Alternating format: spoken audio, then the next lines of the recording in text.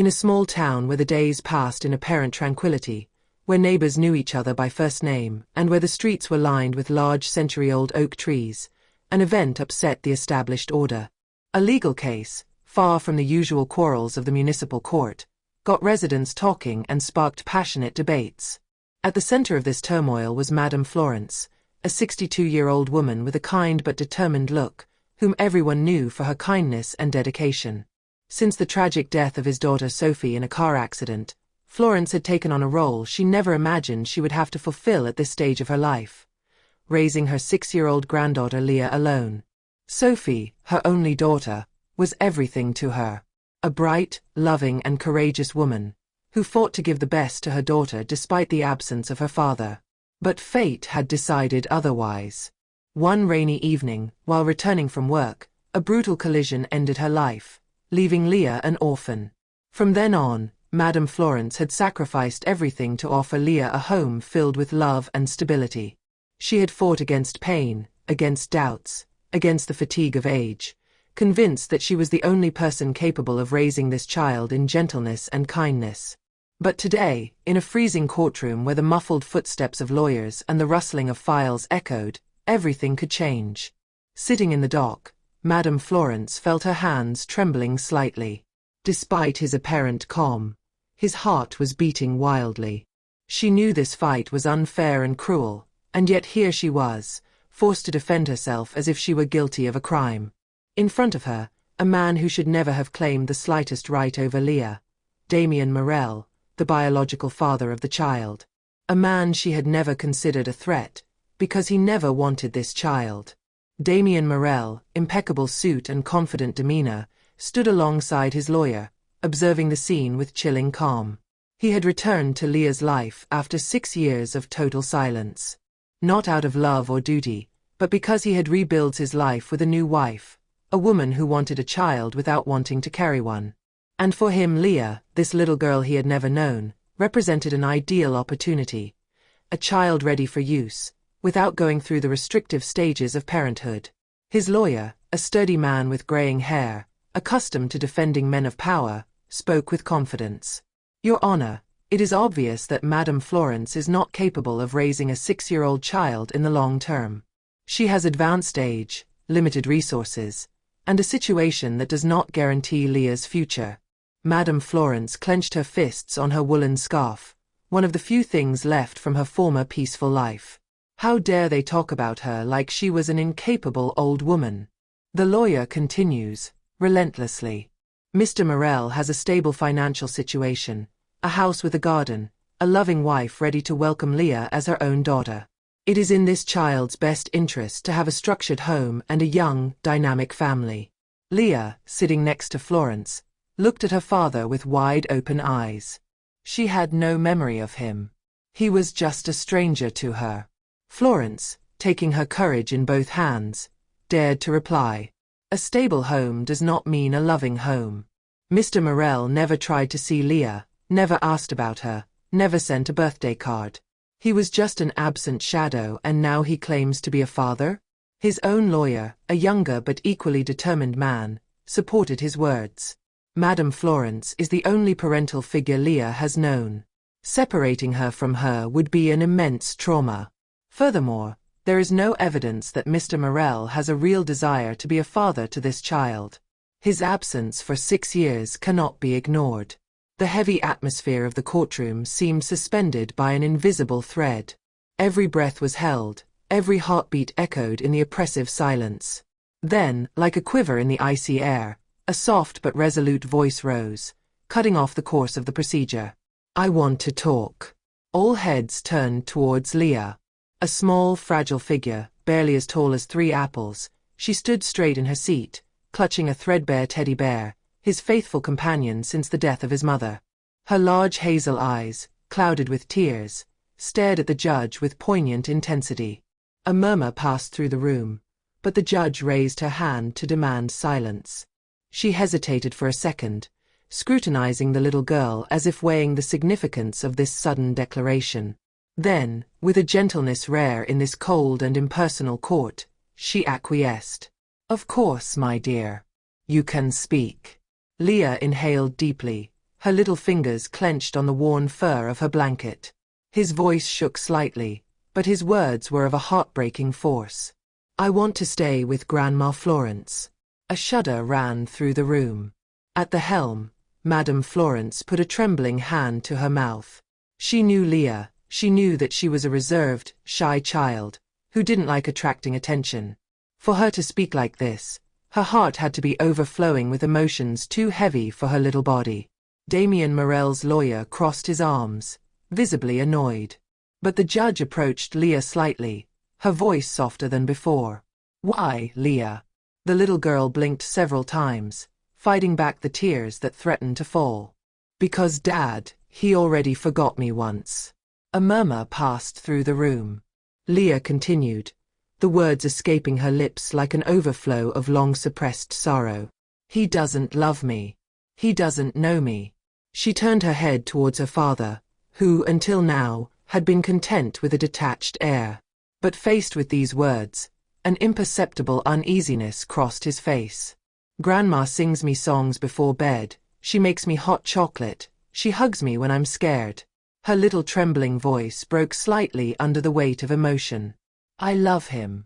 She is my family." A silence fell over the room, a silence heavy, where even the lawyers seemed to have forgotten their prepared arguments. Madame Florence could not holding back a silent sob. She reached out a hand towards her granddaughter, but held back, knowing that every word Leah spoke mattered more than anything. But the little girl wasn't finished. She hugged her bear tighter to her, as if to give herself courage. Then, she blurted out a sentence that had the effect of a clap of thunder. "And then, he scares me." A shudder ran through the room. Until now, the debate has revolved around the ability of Madame Florence to raise Leah, on financial and material criteria. But suddenly the story took a much darker twist. The judge frowned. "What are you talking about, Leah? Why do you say he scares you?" The little girl's fingers tightened on her bear. She hesitated, her gaze instinctively seeking that of Madame Florence, who addressed her reassuring smile, despite the worry that twisted his stomach. Finally, Leah lowered her head and whispered, "The last time I went to his house." She swallowed hard, then continued. "He yelled at me because I spilled a glass of water." His small voice grew even weaker, but each word carried immense weight. "He told me I was an insufferable kid." The atmosphere changed radically in the room. Until now, Damien Morell had been presented as a loving and stable father. His lawyer had painted an idyllic picture of a family ready to welcome Leah. But the child's words made this facade crumble like a house of cards. The judge exchanged a look with the jurors, who suddenly seemed less convinced. But Leah had not yet revealed the worst. She took a deep breath, as if she hesitated to break a secret she had carried for too long. "He locked me in my room for hours, without light." And shock crossed the room. Madame Florence let out a gasp of astonishment, bringing a trembling hand to his heart. Damien's lawyer jumped up, but the judge immediately raised her hand to silence him. "Is this true, Leah? Did he lock you up?" she asked softly, her face more serious than ever. The little girl nodded, tears now rolling freely down her cheeks. "Yes." I screamed, "but he didn't come." She sniffed and added under her breath, "I was afraid of the dark. But he told me it would make me think." A shudder of indignation ran through the room. Some indignant murmurs arose among the spectators. Even the members of the jury, who had remained neutral until then, seemed deeply troubled. Damien Morell, until now imperturbable, straightened up, his face becoming pale. It's ridiculous," he exclaimed, trying to regain his confidence. "She's exaggerating. It was just so she could learn to be more careful." But he was too late. The judge's expression hardened. His piercing gaze rested on Damien with an icy coldness. "Mr. Morell, is it true that you locked your daughter in a room, without light, for hours?" A murmur of indignation arose, like a threatening wave swelling in the courtroom. The jurors exchanged meaningful glances, some nodding imperceptibly, others clenching their jaws at the revelation. Madame Florence brought a trembling hand to her chest, upset by Leah's words. Her whole being vibrated with suppressed anger and sadness, but she forced herself to remain still, hanging on the words that were to follow. On the other side of the room, Damien Morel became livid. The confidence he had displayed a few moments earlier crumbled.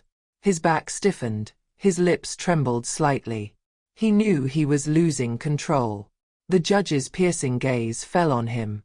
Until now neutral and analytical, his expression was now harsher, more inquisitive. "Mr. Morel, do you have an explanation for this?" The man opened his mouth, but no words came out immediately. A heavy silence settled. His gaze drifted towards Leah, who was cuddling up against her grandmother, then towards the audience, whose faces reflected contempt and disapproval. He stammered, his voice wavering, desperately searching for justification. That's not true. She's exaggerating."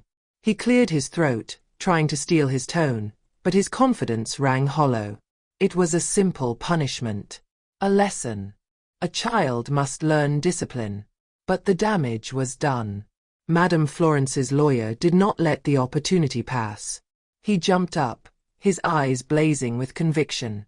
"Your Honor, it is clear that this child suffered abuse from her biological father." He turned to the jurors, emphasizing each word with implacable force. Leah didn't just express a preference. She revealed a disturbing truth. She is afraid of her own father. She suffered acts of psychological abuse. Can we really consider putting her back in the custody of a man who locked her up alone, in the dark, and who justifies this as punishment? The lawyer looked around the room before concluding firmly. She should not be placed in a home where she does not feel safe.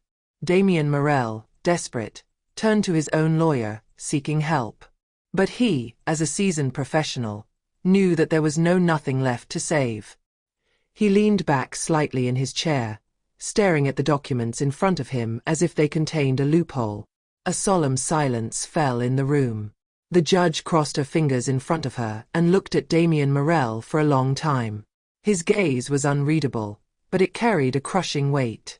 Finally, after a few seconds that seemed like an eternity, she sighed deeply. "I have heard enough." His tone left no room for argument. She stood up, her gaze passing from Leah to Madame Florence, then to Damien Morel. "In the best interests of the child, I refuse Mr. Morel's request." A shudder ran through the room. Leah held her breath. Madame Florence put a hand to her lips, her heart beating wildly. Then, the judge said the words that would change their lives. "Full custody will be granted to Madame Florence." A cry of relief escaped the old woman. Her legs trembled with emotion, and she had to hold on to the edge of the table to keep from wobbling. "Oh my God. Thank you," she whispered, tears flowing freely down her wrinkled cheeks. Leah, overwhelmed by joy, jumped into his grandmother's arms. "Mamie." They hugged each other with indescribable strength, as if they never wanted to let go of each other again. Discreet applause broke out in the room. Some spectators wiped their eyes, moved by this scene of love and justice. As for Damien Morel, he remained frozen, fists clenched. His breathing was heavy, panting, his face red with anger and humiliation. He glared at the judge, then at Madame Florence's lawyer, but neither of them paid him any attention. The murmurs of disapproval around him were deafening. Accusing looks pierced him, judging him without any words being necessary. He roughly snatched his documents from the table, then left the room angrily, slamming the door behind him. But this gesture only accentuated his failure. He was defeated, not by lawyers or laws, but by the sincere and heartbreaking words of a little girl who dared to tell the truth. Outside, under a clear sky, Madame Florence and Leah left the court hand in hand. The sun warmed their faces, like a symbol of renewal. Madame Florence knelt down to be at the height of her granddaughter and tenderly wiped away the tears that were still streaming down her cheeks. "You are so brave, my darling." Leah smiled at him, a new light shining in her eyes. "I just wanted to be with you, Grandma." Madame Florence placed a kiss on the child's forehead, then hugged her, with all the strength and tenderness that a grandmother could give. And in this embrace, they knew that nothing could separate them again.